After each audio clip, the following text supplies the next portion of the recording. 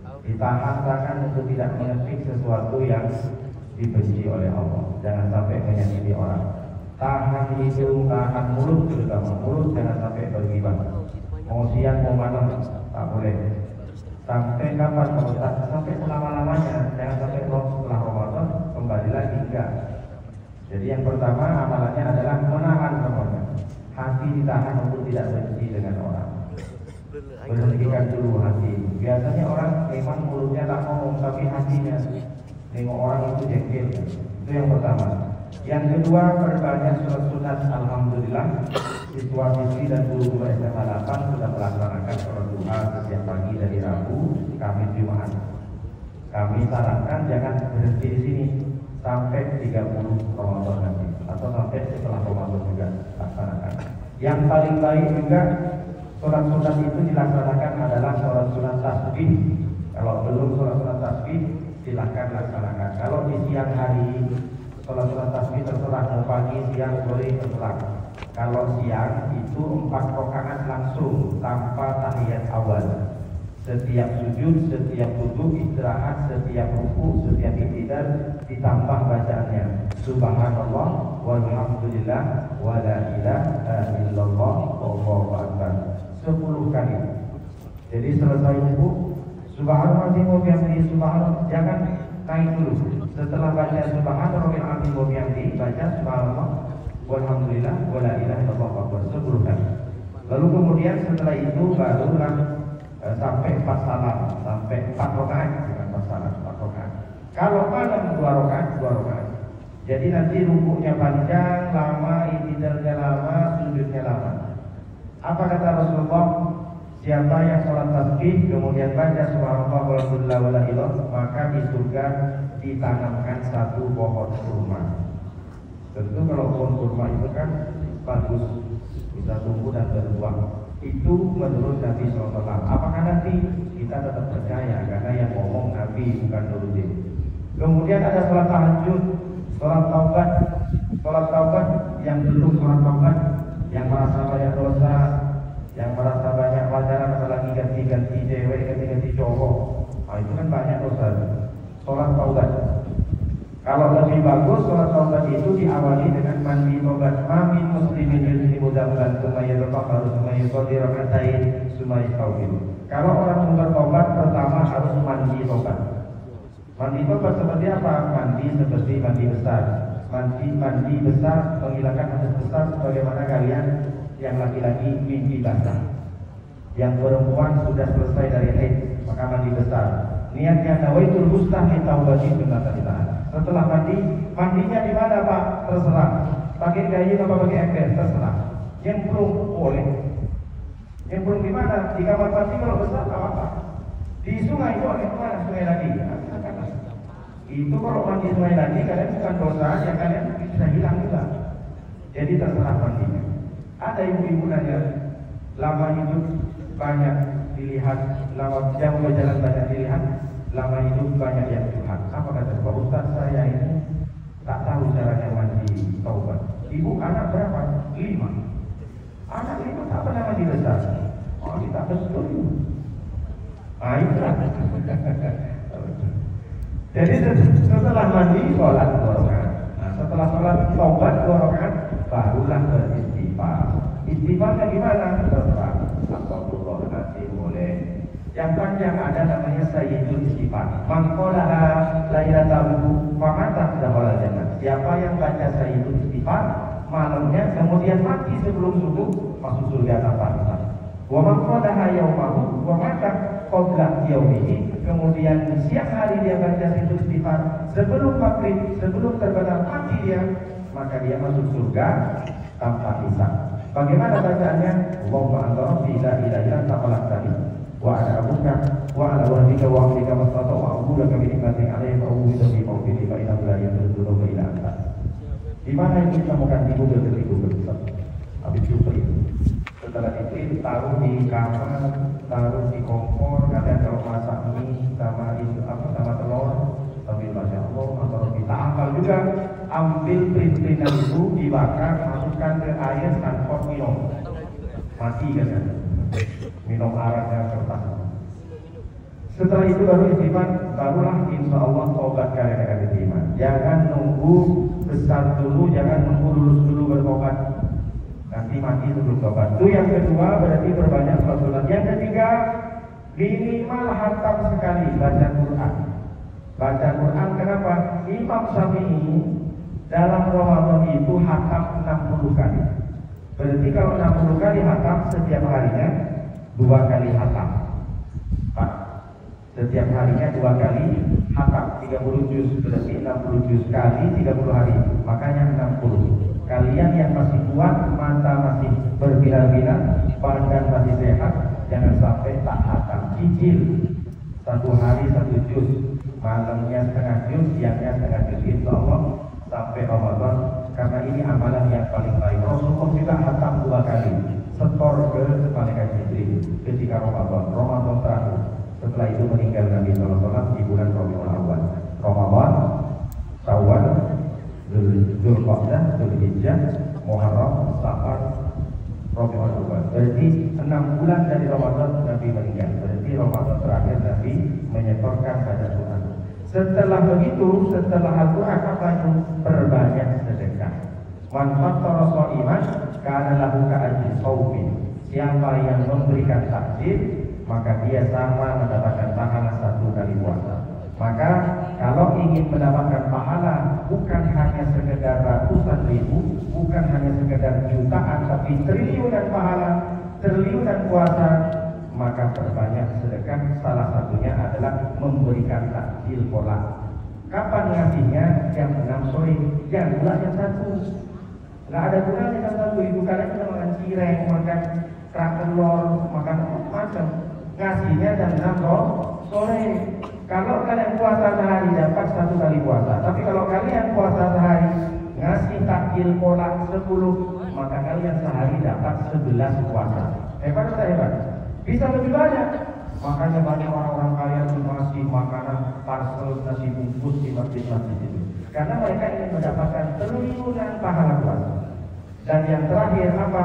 Jangan lupa perbanyak ilmu amalan. Makanya di mana-mana kalau puasa ada rukun tarawih, ada kajian subuh, ada contoh di sini salat.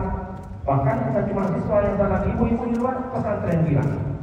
Pesantren tentu maksudnya apa? Pelajaran-pelajaran yang disampaikan itu seperti pesantren, di sholat duha, ngaji, tadarus, ilmu. Apa salah satunya ilmu yang ditingkatkan? Masalah niat. Tidak ada cerita orang lupa niat tak puasa. Duhulu niat disawm min ghurubi syamsi wa yanhi bidulu'an al-fajr. Indal Maliki, Asy-Syafi'i wa Ahmad bin Hanbal. Kalau menurut Imam Hambali, Imam Syafi'i, Imam Maliki, niat wajib dibaca batasnya mulai maghrib sampai terbitnya fajar. Wajib. Kalau ada orang yang tidak niat di waktu itu, tidak boleh puasa. Menurut Imam yang ketiga. Tapi wanita Abi Hanifah bisa wali samsi. Kalau menurut Imam Hanafi, boleh kalau ada orang lupa sehari, bukan karena lupa sengaja. Jadi kalian misalkan, saya Pak tak puasa hari ini, kenapa? Lupa niat, tak boleh. Menurut Imam Hanafi masih bisa ada waktu. Niat pagi ini, niat jam 10, niat jam 11, asalkan bisa wali samsi. Asalkan tidak lepas dari tergelincir matahari. Kalau sudah lewat dulu, maka tak boleh. Jadi kalau ditanya nanti kalau ada orang lupa niat masih bisa lanjut puasanya dengan niat di waktu ketika ingat. Kapan itu? Mau pagi boleh, jam 10 boleh. Yang penting tidak lewat zuhur. Tapi menurut Imam Hanafi. Imam siapa? Imam Hanafi. Kalau tak percaya datang ke saya. Nanti saya buka kitab. Ada di kitab Qiyamadul Ahyar, Kayfana Muhammad bin Sunan, ada juga Yusuf Qurtubi juga ada disebutkan di situ. Bahwa menurut Imam Hanafi. Jadi tidak ada cerita laki-laki, terutama laki-laki ini. Jangan pulang nanti, kenapa tak puasa? Datang bulan. Bulan yang mana yang datang? Jangan aneh-aneh. Kalau tak perempuan masih penting. Maka kalau lupa puasanya baca ini. Jangan sampai lewat dari itu.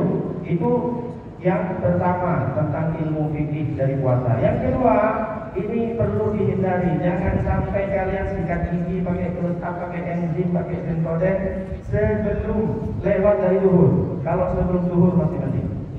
Jadi kalau lewat dari zuhur jangan lagi umur apalagi pakai mentol listrik. Nampak bergelembung salju itu ada yang masuk batal kan ya. Makanya kalau menurut Imam Syafi'i bahkan dikatakan ulama yang ikut mazhab Syafi'i haram berkumur-kumur setelah zuhur, sikat gigi apalagi. Kenapa? Karena Nabi sudah bersumpah, wallahi demi Allah, nafsi biyadihi, badanku ini, jiwaku ini yang ada dalam genggaman Allah, la qulubi famisqalihi Allah. Sesungguhnya sungguh baru mulut orang yang berpuasa menurut Allah dia mungkin ridho lebih harum daripada minyak kasturi, lebih harum daripada minyak bakar, lebih harum daripada minyak apa lagi? Parfumnya cowok-cowok ganteng. Hah? Fadilah itu murah lah. Yang 5 jutaan itu loh. Nah, itu kan ada bapak-bapak itu kan harum, meskipun bukan dia harum. Bau cowok-cowok. Ya. Jadi kalau mulut kalian ini bau, jangan sikat gigi lewat dari mulut, karena menurut Allah lebih harum daripada minyak kasturi. Tapi dengan cara-cara ini kalian tak sikat gigi selama 15 hari. Nanti kata bapaknya, kok ada bau-baunya keluar busuk katanya. Itu mulutku bapak, kenapa tak gosok gigi? Ini lebih harum dari minyak yang bapak pakai. Bapak mau coba? Hah? Pingsan bapak mau. Jangan pula gara-gara ini kalian tidak sikat gigi, sikat giginya setelah sahur atau pagi-pagi. Ini yang kedua. Yang ketiga, ini penting. Banyak yang menyatakan bahwa kalau mandi di dalam sungai kemudian kentut itu batal. Kenapa? Karena kalau kentut kan begini. Setelah keluar kan ada itu. Kayak gitu kan. Coba kalian kentut di air. Setelah kalian kentut kan pasti gasnya pada yang kentut. Maka ada yang masuk. Ada yang mengatakan batal. Memang pendapat ada dua. Di bagian ulama Imam Syafi'i ada yang menyatakan itu batal. Tapi Imam Ghazali yang mazhab Syafi'i tidak batal. Karena yang batal itu masuk kepada lubang yang sampai ke maidah. Maidah ini lambung, ke tenggorokan. Misalkan ada orang masukkan air ke kuping, itu nggak batal. Tapi kalau bukan sengaja, kalau sengaja main-main batal. Tapi kalau untuk ini, kalau untuk apa namanya, untuk obat, misalkan ada orang dulu zaman dahulu, kupingnya kemasukan semut. Semut kalau udah masuk ke kuping kan macam kerbau nyamuk, bulu-bulu, masukkan semut. Nah itu orang zaman dahulu, biar semut itu mati, diambillah air tembakau, diperas dengan air hangat, airnya masukkan di dalam, mati dia, pingsan semua kalau kena air tembakau. Jadi semut saja kena air tembakau mati. Nah ini ada orang laki-laki merokok setiap hari sama dengan kalian pakai sabun, nggak mati-mati, hebat kalian. Diisap tembakau, nggak mati-mati. Padahal semut kena air tembakau mati. Nah kalau nanti pemahamannya kentut dalam air bisa membatalkan puasa, saya pun mengira kenapa kok bisa membatalkan puasa? Karena ada air sedot. Kalau itu yang jadi pemahaman batal puasa, maka sama dengan kalian ketika beraknya panjang. Nah, setelah keluar rupanya separuh terpotong biasa, separuhnya masuk lagi. Berarti batal juga kan? Kenapa? Karena berak yang sudah keluar akhirnya bagaimana? Orang yang punya pemahaman seperti ini nungguin buka puasa di toilet. Kenapa? Takut masuk lagi ke berak. Akhirnya buka di dalam toilet. Nah, ini tak betul. Jadi harus kalian pahami bahwa masuk air kuping, hidung tanpa sengaja itu tidak batal, kecuali kalian main-main. Karena yang masuk, kalau masuk ke kulit tak batal juga kecuali infus. Kalau infus dimasukkan meskipun tidak lewat rongga mulut itu batal. Kenapa? Karena infus itu makanan. Datanglah pos besar yang punya PT, rapat jam 9, masuk ke dalam. Akhirnya apa kata si bosku? Kenapa kalian repot itu semua? Ini puasa macam saya, seger. Rupanya punya usul bosnya sudah diinfus pagi-pagi sampai 4 botol. Kenyang dia seger. Nah, jadi kalau infus itu batal, begitu tidak lewat rongga mulut, karena itu memasukkan makanan. Ini ngejek sama karyawannya. Kalian puasa lento ya, dia habis 4 botol infus kenyang saja. Nah, ini salah satunya ilmu-ilmu yang harus dipahami dalam ilmu Ramadan. Itu saja saya sampaikan. Mudah-mudahan puasa kita menjadi puasa yang diterima oleh Allah pahalanya dan diridhoi Allah, dan mudah-mudahan kita bisa menahan semua hawa nafsu, menahan semua rasa emosi dan rasa marah, rasa jengkel, karena itu akan membatalkan, menghilangkan pahala puasa. Demikian saya sampaikan. Mungkin ada tambahan dari Pak. Tambah kurang hafal orang kata Pak dari kemarin. Mari. Iya, nangis. Silakan Pak. Saya dari tadi nggak panas Pak. Panas pagi bisa menghilangkan penyakit-penyakit hati. Bukan penyakit fisik lagi.